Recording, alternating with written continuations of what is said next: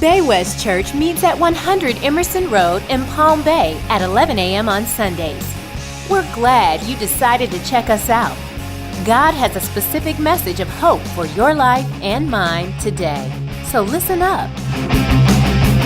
And I'm going to tell you guys, I'm telling you, sometimes God knows what you're talking about before you get up there. Of course, He always does. But it's interesting how He works situations, because I'm just scrapping my whole intro to this whole sermon because we're talking about broken connection. And it's interesting, this morning, I'm back there. We have our normal guy that does our Facebook Live broadcast is on vacation. He went to a Cubs game, which I know Bruce, who is up with the kids, would love that.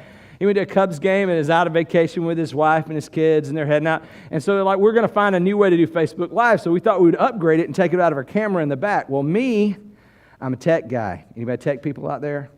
And that was just like awesome. Okay, it's my opening to do tech ministry again for a second. Yes! Yes! So I got my laptop. I came over this week. I ran the stuff out of the camera. I ran some tests on Facebook Live. It's running great. Everything's wonderful. I get back there today, and there's a broken connection. Yeah.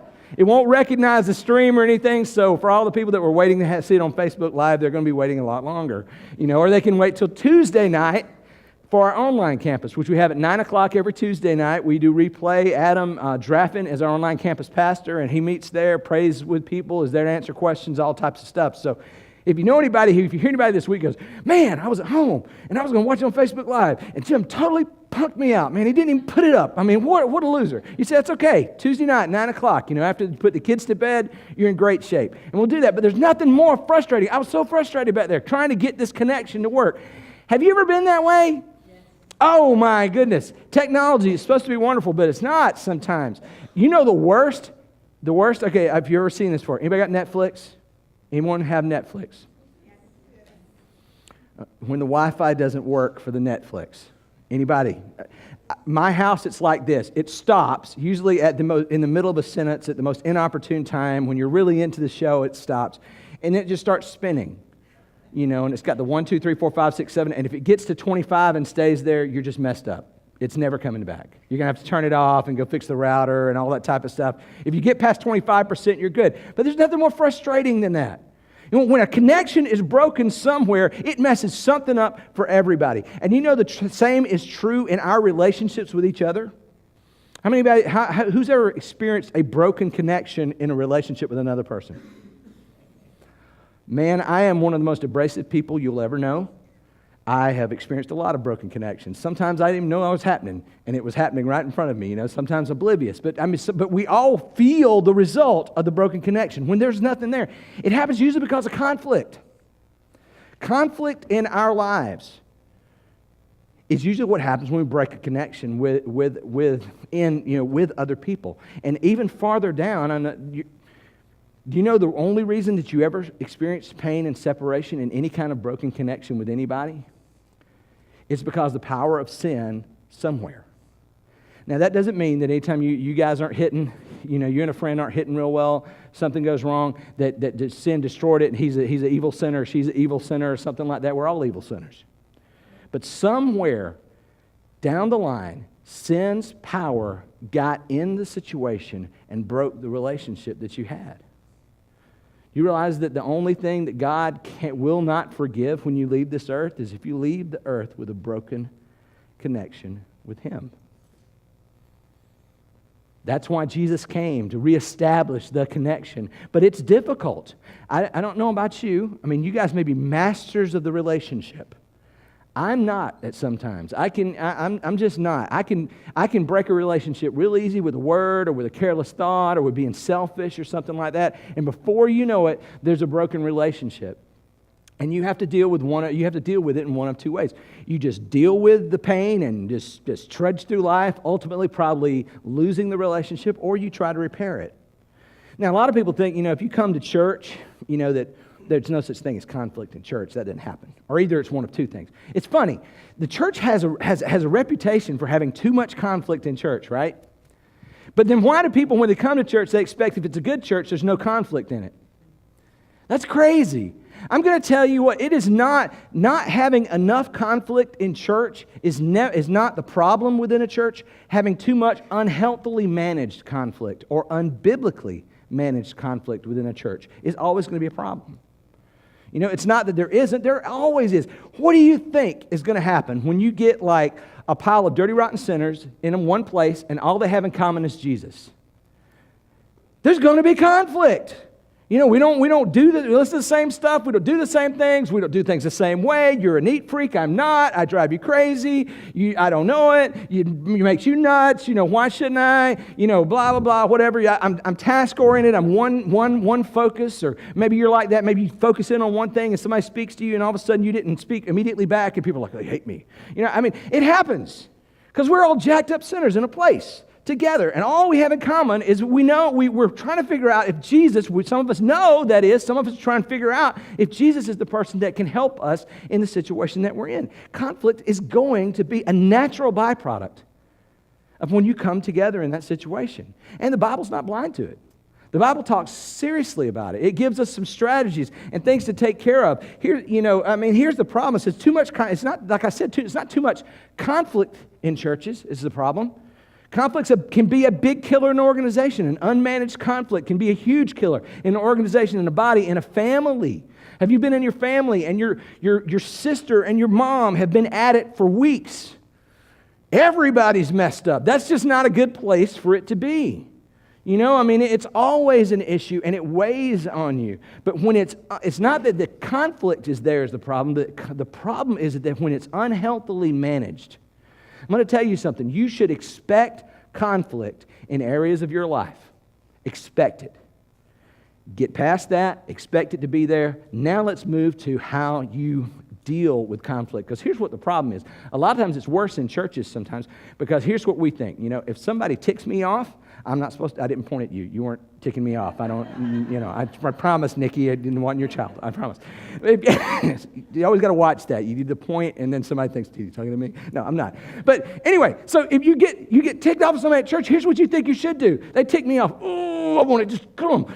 No, I got to be like Jesus and be nice. It's okay. It doesn't matter to me. Whatever you do and keep doing, it doesn't bother me because I love you in Jesus' name. And you think that's how it is because, you know, if you're going to be like Jesus, you don't say anything to anybody. You just deal with it because he died on a cross and people whipped him and beat him and stuff and it was okay. So you don't say anything. But you know what? It's funny. That's not what Jesus was. We're afraid to confront because we feel if we confront someone, then we're not being like Jesus. But if you go back and you read your Bible, who was the first to confront somebody when they weren't doing it right? It was Jesus. He was one of the first people to speak up and say, how did he do it? What was his secret? How could he be this person that people love? Now, the Pharisees didn't love him because he confronted them quite a lot. But, you know, how does he do it? How can we be like Jesus and not be a jerk? Because you don't want to do that, right? You don't want to get mad at somebody and scream at them and lose your temper and all that stuff. Here's the problem. See, here's the situation. Person A is offended by person B, right? And then person A wants to be the bigger man, the bigger Christian, and so they don't say anything about it, and they just deal with it. But see, here's the problem: unresolved conflict never goes away. We were at the students last night. Went and picked my daughter up. She was went out to the beach, and then they had like a bonfire and stuff and a cookout at Jake's house last night. And you go there, and they had a pit. You know, you guys and your fire pits in Florida. Can I just say that? It's 5,000 degrees. Do you think hell is wonderful? I mean, I don't know, but it's just too hot, okay? But we did it, okay? We went there. I went there, and there's fire and stuff. And you notice that when the fire dies down, it's still glowing. What are those things called? Embers left in the fire. And conflict can be like that. It rages, and it flames and stuff, and you're so upset. And then it just kind of dies down, and we think, oh, it's over. But it's not, because conflict stops being a fire, it becomes an ember. And here's what happened. The next time that you deal with that person on that particular issue or something similar to that, you get something that's like, you ever taken a piece of paper and you've thrown it next to an ember in a fire? What happens to it? It burns again. And that is exactly how conflict is. When something gets next to that conflict, when something gets close to that conflict that you've had, if you have not resolved that, it will flame up again. And here's the deal. It's not just with that person. Sometimes we've been hurt about a situation, and we have a totally different person who has no clue about the situation before, and they get too close to the ember of our conflict that was never resolved and never forgiven, and we've never put that to rest, and they get too close to it, and we flame up all over them. You ever done that? Like, well, they reminded me of that person way back. Aha! Because it lingers with us and it carries along with us. And if we don't resolve it, if we don't deal with it, it will continue to be a problem and it will color our actions and viewpoints and everything. Our view is colored by our unresolved conflict. And here's the problem. It makes it harder. When you don't resolve a conflict and you have something like that with someone else or that same person, it just mixes in with the conflict you have with them. And if you don't deal with either one of those and you put something else and something else happens, it just mixes in with it. It gets bigger and bigger and bigger. And it's harder each time to get back to what's the real reason that I'm mad here or I'm upset. Why does this bother? It's hard because it's all mixed into a big casserole of anger and conflict. And you can't pull out the ingredient that you need to fix. Now, see, the Bible's not blind to this. It understands this. In Matthew 18, Jesus gives us a process for how to deal with conflict. And we're going to take 2 Sundays and deal with this because the first step, this one right here, the first step is where 90% of conflict dies. Right here. It is the hardest step. It's where conflict resolution fails most of the time, especially in the church. Now, what this is talking about, a lot of times in Matthew 18, the verses that we're looking at, I'm going to look at mainly one this morning. But these verses that you're looking at, a lot of people talk about that's how we handle discipline within the church. They talk about church discipline, if you've ever heard of that. But it's also, what is a church? A church is a group of people. It's not a building. It's not like we handle discipline here. This is how we as people try to work out conflict with each other around us. It's how I run my life with everyone who's a professing Christian and how I try to carry these principles in my handling of non-Christians as well. And step 1 is found in Matthew chapter 18. If you've got your phone and you want to look on you got a little brown YouVersion Bible app, my notes are actually on that. If you click on that and click on events, type in Bay West Church, you'll have my outline and you can type your stuff in there. If you have a Bible, if you unroll your scroll, whatever it takes, just listen to it. If you don't have the YouVersion Bible app, you'd still like to follow on your phone, if you go to our Facebook page, we post that right before the service every Sunday. So you can just click on that and it'll get you there real quick if you don't want to have to mess with the app. But here's the first verse of the step 1. This is step 1 of how to deal with conflict in Matthew 18. It says, if your brother or sister sins, now some translations say sin against you, but it says, go and point out their fault just between the two of you, for if they listen to you, you have won them over. Now, there's a mouthful in this verse. That's why I split this up into 2 weeks, because we're going to spend the rest of the time really on this. It says, like a lot of things, everywhere you go, the first step of a journey is always the hardest one. In this journey of conflict resolution, the first step of it is usually where we fail. This is where 90% of conflict resolution gets bombed. But here's the sad thing. It's where 90% of conflict can be resolved. You realize most of the things that you deal with, if you handle this step right, you're going to take care of most of the conflict situations. Not every, but most. Now here's what it's saying. The first thing that you have to understand, and the reason there are really 4 reasons that we bomb out here. There's 4 reasons really. The first reason is this. It says we never go to the person at all. What does the verse say? It says if your brother or sister sins or sins against you, if they're caught in a sin or something, go to that person just between the two of you. Most of us, we don't do that. Because why? We're trying to be like Jesus and just ignore it. Okay, it's all right. It didn't really bother me. My neck is twisted into 1,000 convulsions and I can't stand here and I can't even look at you, but it's not bothering me because I love Jesus. That's not really how that works. Jesus never tells you to ignore the problems that you have in your life. He never tells you to ignore the weaknesses you have. He says, look, invest in me and over time I will smooth all that stuff out, but you got to trust me. And he gives us something to handle us. We never go to the person at all. A lot of times we just don't do that. We just keep it to ourselves, and we think, okay, I've just got to put up with it. Well, there's a verse in Proverbs where some of that kind of stuff spills out. See, sometimes we read the Bible, and then we kind of just start like half quoting it, and we miss a verse, and we roll past this, and something becomes a principle, and it just kind of peters its way through, through all of life and all of our Christian life, and we don't remember where it started, and we make a mess. And this is kind of what happened. In Proverbs 19:11, there's a verse, and it says, if a person's wisdom yields patience. Look, it is to one's glory to overlook an offense.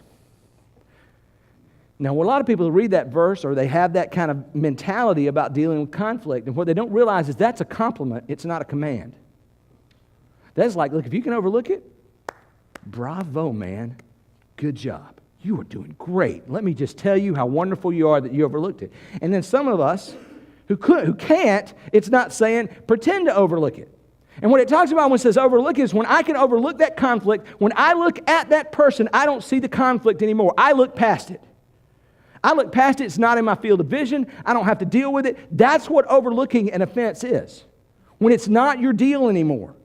Here's the thing, this is how I look at conflict sometimes. If I'm still dealing with stuff 2 days after it happens and I wake up in the morning and I'm like, oh, I'm in the shower, I'm going to tell them.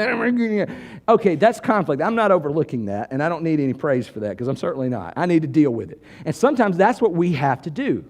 We go to the wrong person. Here's the other problem with it. The second step, way that we fail this, we don't go to the person at all, we go to the wrong person.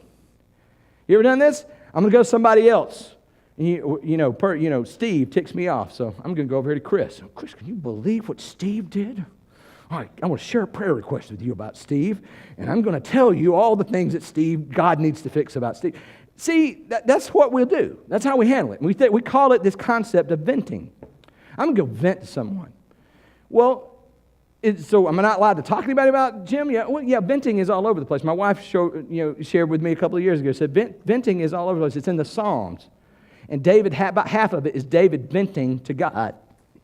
But see, here's the problem. When you go to another person to vent, they're not God. God sees all sides of the situation. He sees the heart of the other person, everything they're going through. He sees what's really in your heart and what's motivating you. He knows all of it. And you're not going to color his viewpoint at all. But when I go to someone who only knows my side, I have now colored their viewpoint against someone else. If I go to Chris and I say, here's all the stuff that's wrong with Steve, now Chris, as try as he might, as great as he may be, he's got something in the back of his mind that when he looks at Steve's next action, he's going to have my viewpoint thrown in with that. And that feels good to let off the steam for a little bit, but it's not good overall because you don't deal with it. Because what happens when you vent to somebody? Oh, good, that's fine. I don't have to deal with that anymore. But what did I tell you about conflict? Unresolved conflict never goes away. It just comes back and makes more damage later. It's an ember. And it may die down, and you may think, oh, well, it's not so hot anymore. I don't care if it's 5,000 degrees in Florida. It's not so hot. We can stick a marshmallow up next to it. You might even get comfortable with it being in your life. You may not even notice that it's there anymore, but as soon as somebody gets next to it, it's going to go off again. But you don't feel like you need to because you vented to someone. If you want to vent to someone, here is the perfect person to vent to. Like I said, vent to God. I can't tell you how many times I have vented to the Lord. I get in my car, I drive around, and I'm like, I cannot believe you made this person. Why did you make them do this, Lord? I'm so perfect, God, and you brought that into my life. Come on, man, really? Once again, I'm not pointing at anyone. Okay, just let you know. You drive around and you do this. You vent to the Lord. And I'm going to tell you, invariably, this is what normally happens when I am venting to the Lord. The Lord brings to mind things that I should remember, like certain Bible verses, or this, that, and the other. Or he reminds me of times that I've done nearly the same thing to someone else. And then before I know it, I have just about yelled my way out of the whole situation, and I feel like, okay, I have a better perspective upon it. But that's when I talk to the Lord about it. It's not necessarily when I talk to somebody else. I'm not trying to say that somebody else is not valuable. They are. But in this situation, the Bible verse says, if you notice a brother or sister sins or they sins against you, go to them in private, just between the two of you, because you don't want to color other people's viewpoint needlessly with your junk. You don't. And you can't color the viewpoint of God. You might say, well, what if I'm approached, I've been there. I'm telling you. I've been the one that's going to vent, and people had shut me down. Sometimes people haven't. It's been a mess. But I'm going to tell you, when you go to somebody, this is what you do. You just kind of stop them where they are and say, all right, look, hey, wait a minute now. Have you talked with this person about it? You know, just in love, stop the conversation and ask them, have you talked to them about it? All right? Don't be a jerk. Don't act all self-righteous. You know, a lot of what you say is about how you say it. You know, if you go, well, excuse me, I don't want to hear your junk. Okay, now you've just turned everybody off. Say, look, I just want to stop you a minute because I love you and I'm concerned about both of you. Have you talked to them about that?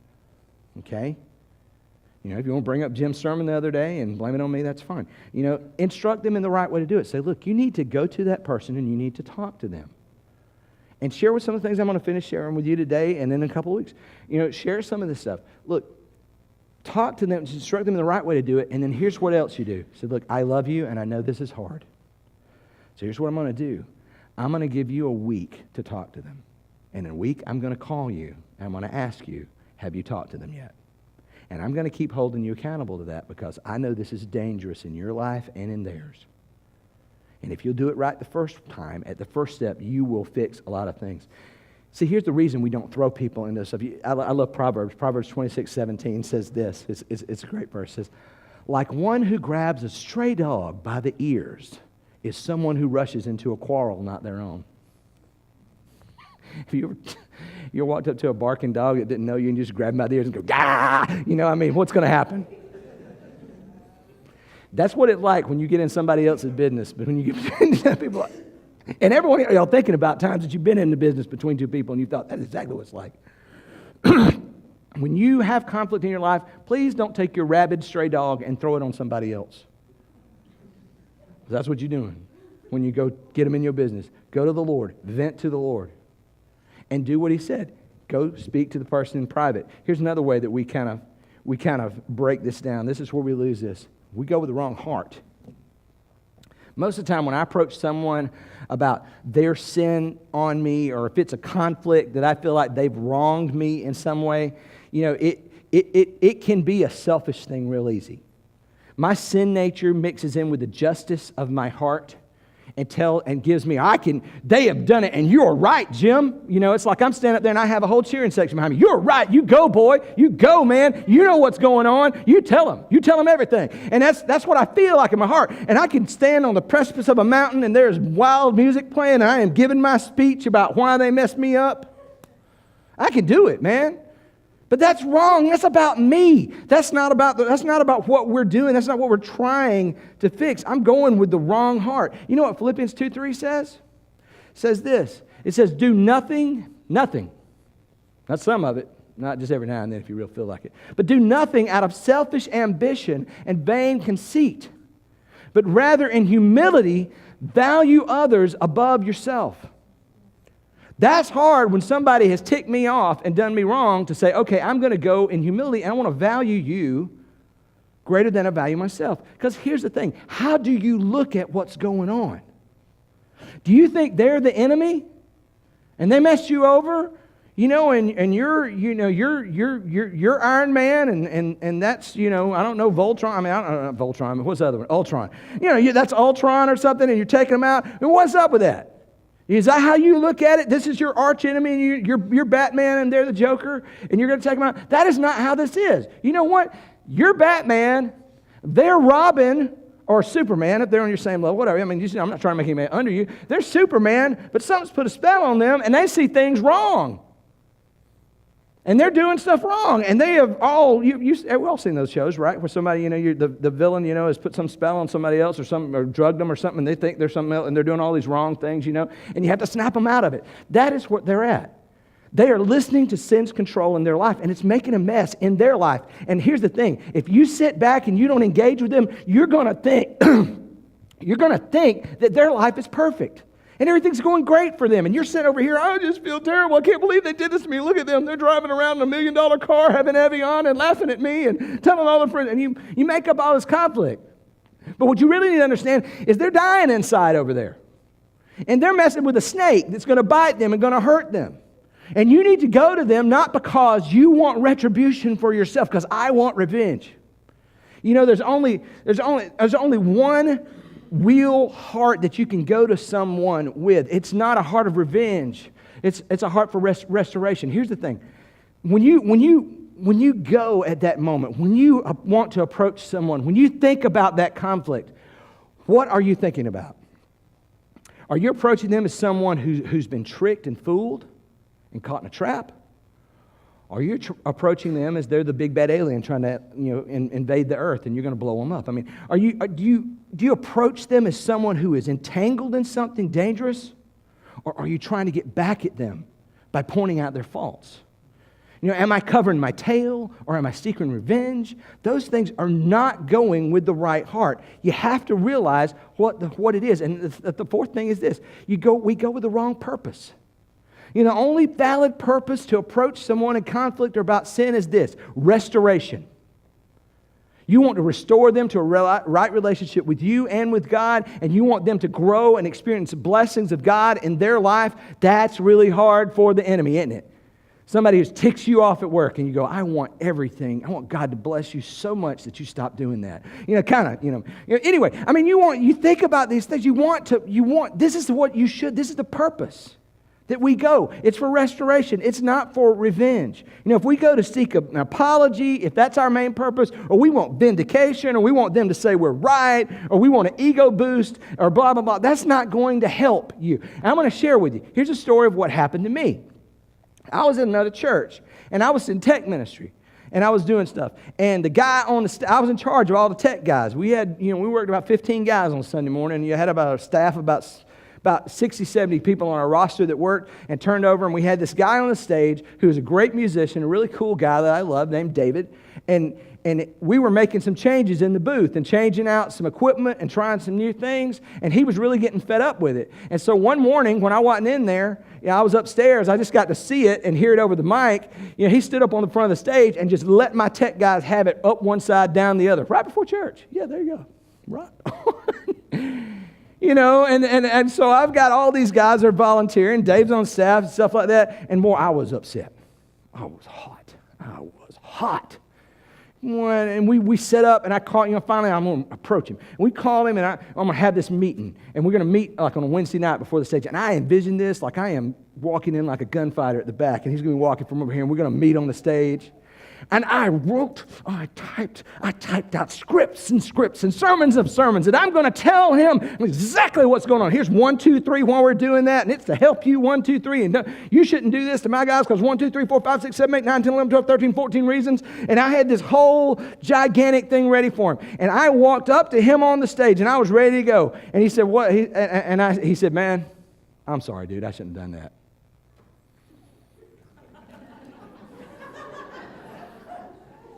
Now, on the outside, I had to go, well, I appreciate your apology. But inside, I'm like, oh, come on.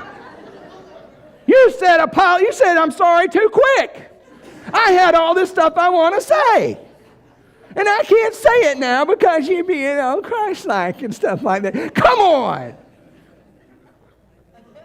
That is a clear sign that you've gone for the wrong purpose. If they apologize too quick and you don't get to say all the things you need to say and blow over the top of them, you weren't going there for the right reason to begin with. I wasn't about restoring David. I wanted to tell him off. And the Lord exposed that in my heart.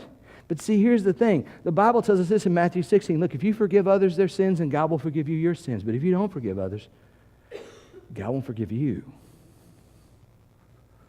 It's dangerous to have a lack of forgiveness and to have a conflict that breaks open the relationships that you have in your life. It's dangerous, especially in the church. It's especially outside of the church with people who don't know Jesus, because you are their lifeline. You're one of the influence circles that they have to reconnect to Christ. And if your relationships are broken with them, off a part of your doing, there's sometimes you can do whatever you want and people are going to be upset with you. That's true. But as much as you can, as the Bible tells us, we should live at peace with all people. So that means that every relationship we have is important to us and should be, and we should value it.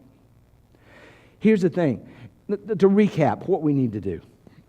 Here's 3 principles before you approach someone with conflict. And they're going to be up on the screen. I told everybody this is a 1, 2, 3 day. 1, 2, 3, and 3, 1, 2, 4, whatever. 3 things you need to check before you approach. Number 1 is this: go to the right person. Go to the right person. Don't go to the wrong person. You're going to go straight to them, and you're going to be private about it. You're not going to post on Facebook, hey, I am going to have conflict with Joe because he's a complete idiot, and all y'all, and he did all this stuff right here, and you vague book it all down, and then at the end of it you go, and I just want you guys to pray for me about that. No, you don't do that, okay? You just say, all right, I'm going to go to the person, and I'm going to go to them. I'm going to go to the person. I'm going to go in private. It's going to just be me and them. It's going to be the right setting. I'm not going to wait till it's like 2 seconds before we both have to do something. I'm going to drag them and say, I know you have to do something in 5 seconds, but I'm really mad at you about this. No, you leave yourself some leeway. You talk to them. You go to lunch. You go sit down when the pressure's off, and you say, look, guys, when the situation is not right in front of your face, if you can, sit down with them and say, look, here's the problem. Go with, and not only that, but you go with the right heart. And ask yourself this question, and answer it honestly. Do I see the person I'm about to meet with, do I see them as the enemy? Or do I realize that sin is the enemy of both of us? They're not on the other side of the net. They're on my side, and sin is over there. And he's doing a number on them. Go with the right heart, but not only that, work for the right outcome. You know what? It does not matter if they bow on their knees and go, you're so right, I'm so sorry, I value you so much, and shower you with all this praise. That's not what the point is. The point is that they very well will do that. I don't know. They may see they're wrong. You may see some things that you're wrong. But the important thing of all this is that you guys are restored, and they're restored to the Lord, and their life is going to be blessed as an outcome of that. Because it's not just that, because when you go to someone, they're probably having that problem in other areas of their life. It's affecting them in other areas. And when you go, you are going not on your behalf, but so that God would be glorified, but for everybody else that they know. Even if it's a one-time thing, you don't need to have your viewpoint color to them. One of the things I love to do, is open the door for people and hold the door for people. And there was one, I remember I was going into a convenience store, and I wasn't thinking, and I do it. I'll sit there and hold the door, and I'll wait for several people to go. If somebody's like in a parking lot, I'll stretch the rule, Oh, okay, okay, come on. No, it's okay. Take your time. I'm just fine. I love to do this for you. I'll do that stuff. That's just what I like to do. It's one of the few good things that I do that's not selfish, so okay? But that I did. And I remember one time I was going to a convenience store, and it stuck out to me. I wasn't paying attention. I was thinking, and I just shut the door in somebody's face and walked off. And it did not hit me until I was in the car, and they're already going off. And I maybe should have run them down. I don't know. Didn't really feel like that. I felt awkward, and so I waited, and it was too late, and it was over. But I thought later, I said, you know what? They probably think that I'm that person that's so self-absorbed, I just shut the door in everybody's face. Now, they don't know that that's an important thing to me. And they probably don't know that I'm struggling about that. They're thinking about that. Sometimes you catch people in those moments, and they do something to you, and that's not in their value system. They just... and the brain went crazy, and they did something. Give people the benefit of the doubt. Galatians 6 tells us if we should do good to anybody, it should be those in the body of believers. And the truth is if you should give the benefit of the doubt, that should be the normal thing that you try to do. But now here's the tough thing. How do we approach somebody? After you've made those conditions, you've set that up, I'm going with the right person, I'm going with the right heart, I'm going with the right outcome, what do I do in the moment? I'm going to share this with you real quick, and this is it.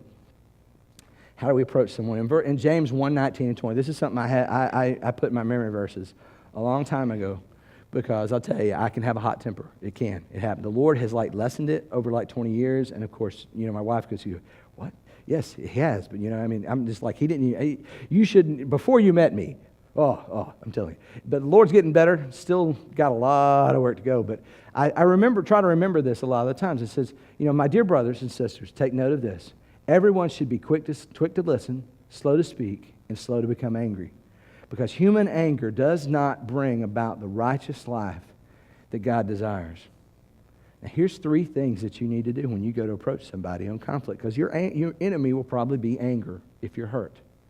And here it is. 3 principles to keep when you approach. 1 is be quick to listen. Make sure you know the whole deal. Listen to their side of the story. See where they were. Try to get a good picture of that when you go and talk to them. Second thing, be slow to speak. Measure your words. After you listen, process. After you listen. That doesn't mean process as you're listening. It doesn't mean, I'm already working on the rebuttal of that statement you said 6 sentences ago. No, listen to the whole thing. Slow it down, measure words, listen, and then respond. And also it says, be slow to become angry. Sometimes that's hot. That's hard. That's hard. Some of us have hot tempers, and we can get there real quick, right? But the Bible says slow to become angry. I'm going to tell you something it haunts me a lot of the time. But here's the truth. It is natural to feel anger, but it is a choice to respond in anger. It's natural to feel it, but it is a choice about how you respond in anger. We say someone made me mad. No, they didn't. You felt anger because of what they did, and your choice to respond was in anger. That's your choice. That's why it says slow to speak, slow to listen. Slow it down. Make the choice, because what you say next and what you do next will either bring glory to the Lord or it will not. Now see, you may say like me, this is difficult. Jim, you're asking a lot. I'm not asking a lot. The Lord's asking a lot. But see, here's the thing. The Lord asks a lot because the Lord gives a lot. And if you have a relationship with Christ and you spend time with Him, and that's the most important thing you can do, really, than anything. That I can give you 1,000 what-fors, and here's five ways to do this or something like that. But I'm going to tell you the most important thing you do is that you spend time with the Lord and that you make your decisions. The ones you can make on your own, you make them as best you can to follow Him, and you trust Him. And here's the thing. His Holy Spirit will come inside of you. And self-control and goodness and kindness and all those things, those are fruit of what happens when the Holy Spirit is controlling your life. And when you're having a problem with those things, you can pretty much know that that's going back to your relationship with Jesus. So if you're a Christ follower, the best thing you can do in conflict management is try to follow Christ as closely as you can. And if you're not a Christ follower, this stuff is going to be hard for you. It's going to struggle. The best thing that you can do is start to follow Jesus. You recognize that He came and that you believe that He was God's Son, that He is God's Son, that He came and He lived on the earth and He lived without sin. In other words, He didn't do anything that God wouldn't have done if God were in His shoes. We do stuff like that all the time. The grace of God is so immense. The rules of the Bible are just the surface. Oh my goodness. If He really told us all the stuff we were messing up on, we don't think we can handle it. But He gives us a little bit of rules so we know we don't have it all together and we need Him. And you confess that to the Lord. I know I'm saying I can't mess it up. I don't have things that can fix this. So I'm going to trust You. And that Jesus died on a cross and He raised again on the third day. And that He's in heaven on our side. And that's the thing. A lot of times you can feel like God's not on your side because of the situations that you're in, but yes, He is. And Jesus is proof of that. And if you trust Him and go out and work in Him for His decisions and those things, I will tell you that the evidence of these things will start to come into your life, and you will find these as tools that you have that you can use for the betterment of your relationships and to establish connections from there. Now you might say, well, what if they don't apologize? We'll deal with that in a couple weeks. Thanks for being a part of Bay West today. Bay West Church meets at 100 Emerson Road in Palm Bay at 11 a.m. on Sundays. Please feel free to check us out at baywestchurch.org, or you can follow us on Facebook at Bay West Church.